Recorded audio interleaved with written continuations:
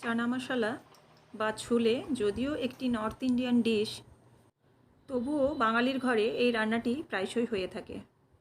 তো চলুন চানা মশলা বা ছোলে কিভাবে বানাবো সেই রেসিপিটি আমরা দেখে নিই। এই রেসিপিটি বানানোর জন্য প্রথমেই আমি চনাগুলোকে সারা রাত ভিজিয়ে রেখেছিলাম।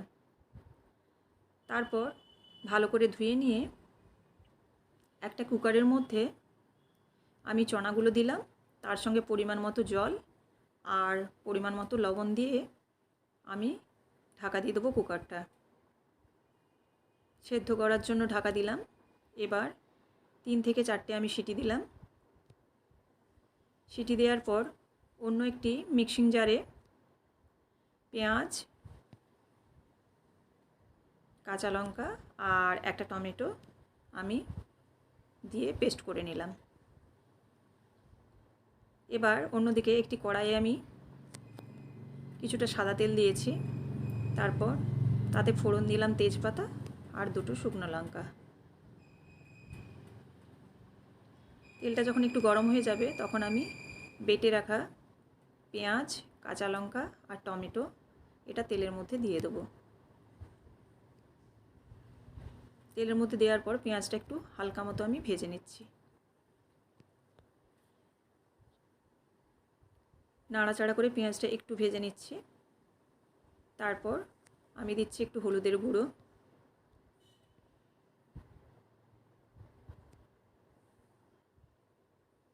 হলুদটা দিয়েও একটু নাড়াচাড়া করে নিলাম। তারপর দিলাম আদা রসুনের পেস্ট। আদা রসুন পেস্ট দেওয়ার পর আমি জিরে গুঁড়ো, ধনে গুঁড়ো, এছাড়াও দিলাম লঙ্কা গুঁড়ো আর কাশ্মীরি রেড চিলি পাউডার তার সঙ্গে একটু দিয়ে আমি একটু জল দিলাম। জল দিয়ে ভালো করে কষে নিচ্ছি যাতে মশলাটা পুড়ে না যায়।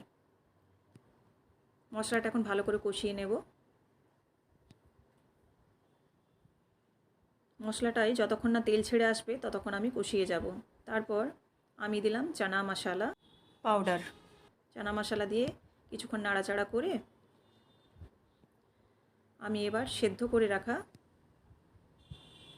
চানাটা এই মশলার সাথে অ্যাড করব। চানাটা আমি কড়ার মধ্যে দিয়ে দিচ্ছি।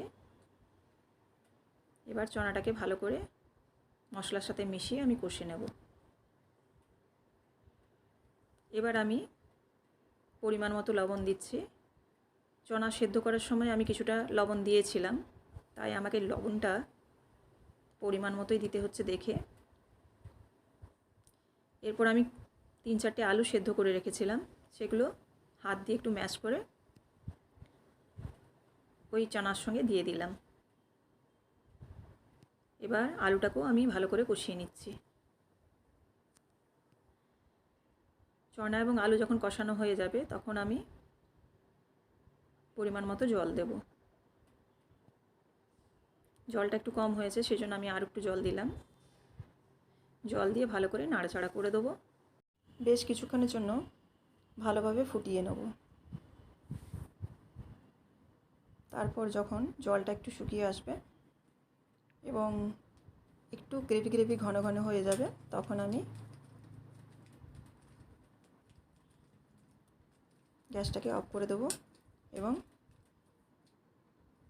চানা মশলা আমার রেডি। তো আপনাদের এই রেসিপিটি কেমন লাগলো অবশ্যই আমাকে কমেন্ট করে জানাবেন। ভালো লাগলে অবশ্যই লাইক করবেন এবং শেয়ার করবেন। এরকম নিত্য নতুন রেসিপি পাওয়ার জন্য আপনারা চ্যানেলটিকে অবশ্যই সাবস্ক্রাইব করে রাখবেন, যাতে সবার আগে আপনাদের কাছে নোটিফিকেশন পৌঁছে যায়। এই রেসিপিটি আপনারাও বাড়িতে বানান। আর কি আপনারা রেসিপি দেখতে চান সেটিও আমায় কমেন্ট করে জানান। আসছি পরবর্তী ভিডিওতে। নমস্কার।